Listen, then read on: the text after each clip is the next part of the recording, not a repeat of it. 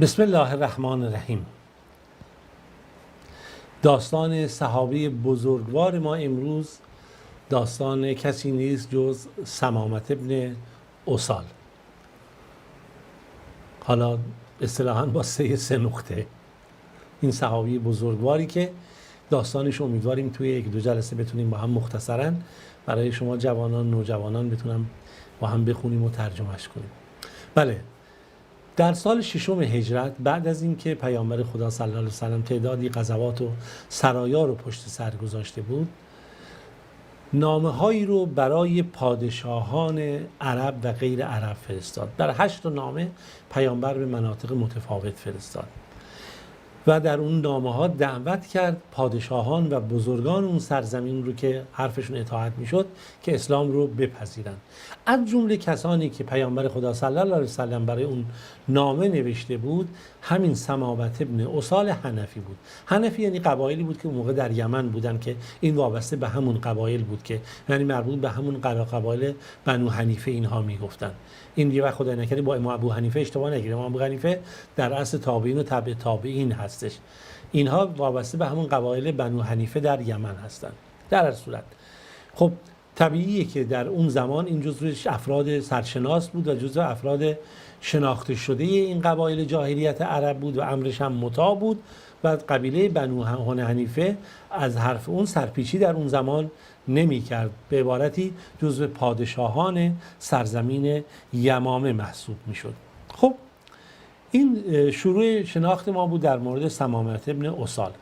اما ثمامة ابن اسال وقتی نامه پیامبر خدا صلی الله علیه و سلم رو دید و دریافت کرد، خیلی از این نامه بدش اومد. با نگاه تحقیرآمیز به این توجه کرد و اصلا هیچ نگاهی بهش نداشت. به عبارتی اصلا این نامه رو پرت کرد. به اصطلاح ما گفت چه خبره، غرور و تکبر برش غلبه کرد و مثل که گوشهاشو توش پنبه کرده باشه که دیگه نه دعوت حق رو بشنوه و نه دعوت خیر رو بشنوه. از همه چی دوری کرد، از هر آنچه که پیامبر خدا صلی الله علیه و سلم اون رو بهش دعوت کرده بود و مثل اینکه اون شیطانی که بدر درونش بود بهش غلبه کرده بود و بهش گفت باید رسول خدا صلی الله علیه و سلم رو بکشی تا این دعوتش دیگه به پایان برسه. چی با این نامه هایی که می نویسه؟ و این بود که در هر فرصتی ثمامة ابن اسال دنبال این فرصت میگشت که بتونه به پیامبر صلی الله علیه و سلم ضربه بزنه یا ایشون رو مورد حمله قرار بده و از هیچ جنایتی روگردان نبود. از هیچ جنایتی، از هیچ رفتاری در مورد پیامبر خدا و اصحاب ایشون روگردان نبود و دست به هر کاری میزد تا هر جایی که براش توان داشت.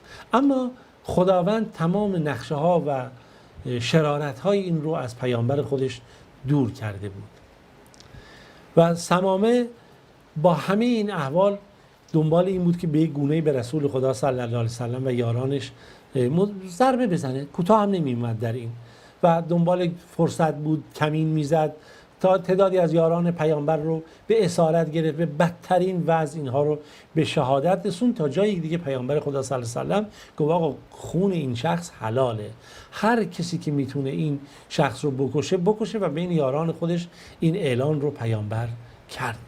خب دیگه واقعا شرارت به اوج رسونده بود. اما زیاد طول نکشید، داستان خیلی عجیبه، زیاد از این قضیه طول نکشید که ثمامة ابن اسال تصمیم گرفت بره عمره. نگاه کنید، عرب جاهلی خودشونو پیرو ابراهیم علیه السلام داشتن.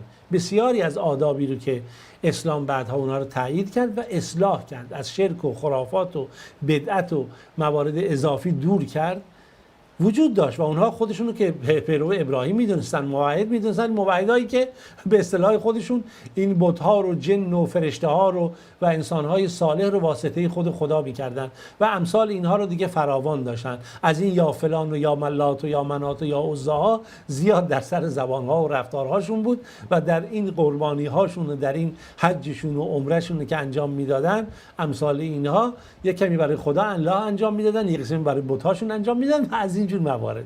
بالاخره یعنی این رو بود، یعنی وقتی میگه که عمره، میگه آقا چطور عمره میرفت؟ اصلا الله رو میشناختن، ببینید، ولی برای الله شریکانی قرار میدادن، این واسطگانی قرار میدادن که این واسطگان اینا رو به الله نزدیک بکنه. مثل که الان میگه ما آبرو نداریم، ما فلان نداریم، اون واسطه ها آبرو دارن نزد خدا، فلان دارن، مقام دارن، وجاهت دارن، یا سفارش ما رو میکنن. داستان از این خبره که یعنی این رو داشته باشید. حالا بار بار گفته شده، هر چی گفته بشه کم، به نظرم باز هم لازمه گفته بشه. بالاخره داشتیم میگفتیم این سمامت ابن اوصال که این گونه با پیامبر خدا و یارانش دشمنی کرده بود، تصمیم گرفت برای عمره به مکه بره.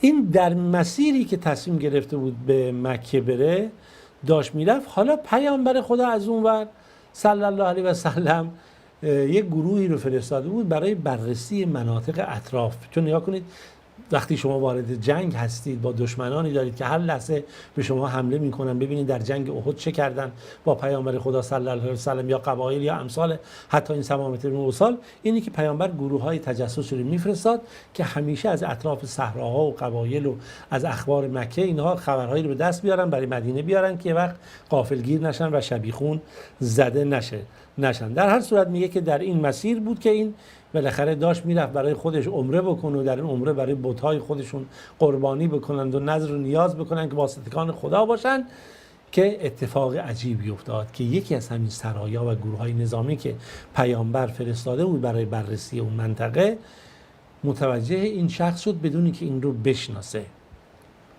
دید داره این میره و این سمامه رو اسیر کردن بدون اینکه متوجه باشن کی رو اسیر کردن و به عنوان اسیر آوردنش این رو به مدینه و به همون ستونهای مسجدی که در حیات مسجد بود، ستونهای مسجد بستن و منتظر شدن تا پیامبر خدا صلی الله علیه و سلم بیاد در مورد این اسیر تصمیم بگیره، ببینن این کی و چی کار باید بکنن. پیامبر خدا صلی الله علیه و سلم وقتی اومد طرف مسجد، وقتی میخواست وارد مسجد بشه، دید این که سماوه است، سماوت ابن اوصال است، این رو بستن به ستون مسجد. این موقع پیامبر خدا رو به یاران خودش کرد که میدونید شما کی رو گرفتید؟ اونا گفتن نه یا رسول الله، ما که نمیدونیم چه کسی رو اسیر کردیم. گفت این همون سمامت ابن اوصال حنفی هست، اما باهاش خوب برخورد کنید، رفتار خوبی نیکی داشته باشید. اون اسیر شما هست، سعی کنید رفتارتون واقعا بشر دوستانه، انسان دوستانه و واقعا جوانمردانه باشه. بعد خود پیامبر خدا صلی الله علیه و سلم برگشت پیش خانواده خودش، گفت غذا خوردنی چی دارید؟ یه سری اونا غذا آماده کردن، گفت اینا رو بفرستید برای سمامت بن اوصال که اونجا اسیر در مسجد اونجا بستنشو. بعد پیامبر دستور داد از شتری که خود پیامبر داشت شیر میدوختن، صبح و شب هر روز براش از اون شیر شتر میبردن و این شیرها رو پیامبر خدا صلی الله علیه و سلم چیکار میکرد؟ به سمامت بن اوصال میداده میشد که بخوره. و پیامبر خدا در این مسیر که هر وقت که میرفت میومد با این ملاقات میکرد و بالاخره چند کلمه‌ای هم با این صحبت میکرد. یه روز پیامبر خدا صلی الله علیه و سلم رو سماعه کرد، گفت نمیخوای که دیگه کم کم اسلام رو بپذیری؟ حالا که دیدی رفتار ما رو، شرایط رو، نمیخوای اسلام رو بپذیری؟ و مثلا گفتگویی کردن با هم دیگه، حالا نظرت چیه فلان. گفتش که یا محمد، اون چی که پیش خود من هست از اعتقادات من اعتقادات خوبیه، من به اعتقادات خودم پایمندم، اما اگه تو میخوای منو بکشی، خب بکش که حق داری، بالاخره خون شاگردان تو، یاران تو به گردن من هست. اما اگر میخوای که به من منت بذاری، منو ببخشی، خب یک انسان بخشنده هستی، بگو چقدر مال و ثروت و دارایی میخوای من بهت بدم تا من رو آزاد بکنی.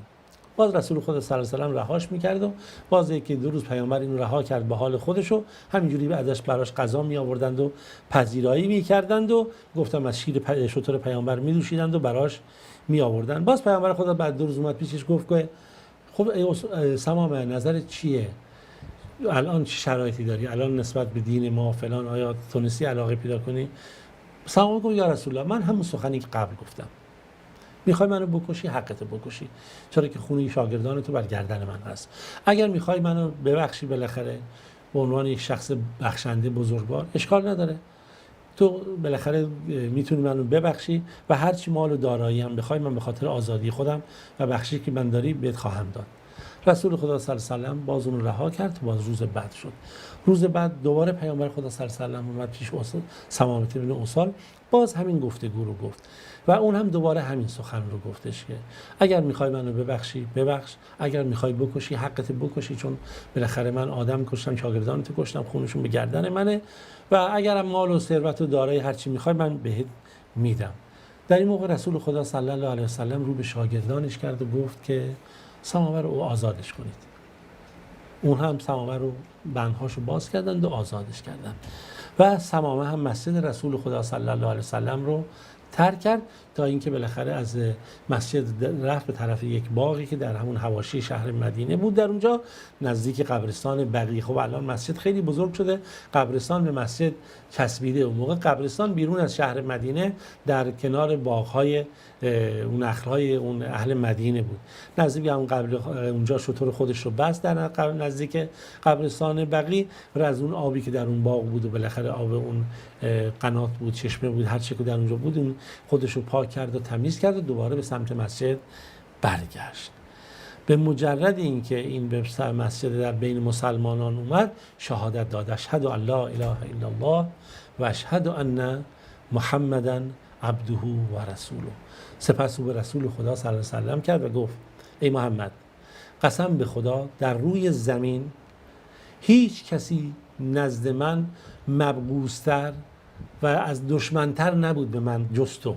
یعنی تو محمد بدترین شخصیت نزد من بودی، منفورترین شخصیت نزد من بودی، اما امروز توی محمد صلی الله علیه و سلم محبوب ترین شخصیت در روی زمین هستی و محبوب ترین فرد برای من هستی و بیشترین محبت و علاقه رو من فقط نسبت به شما دارم و دین شما در قبل از این اسلام مبغوض ترین دین و بدترین دین به نزد من بود، اما امروز دین شما محبوب ترین دین به نزد من هست یا رسول الله و سرزمین شما ای رسول خدا نزد من بدترین سرزمین بود، این چون هجرت کرده بودن به مدینه، اما امروز این مدینه محبوب ترین سرزمین به نزد من هست. خب تا همینجا قصه رو داشته باشید. این چون گفتگو هنوز ادامه داره و داستان ما هنوز تموم نشده. ثمامه بن اوسال که خب ببینید مسلمان شد، بعد چه تغییری خواهد کرد و چه اتفاقاتی رخ خواهد داد. تا جلسه دیگه که انشالله در خدمت شما باشیم. خدایا رو نگهدارتون.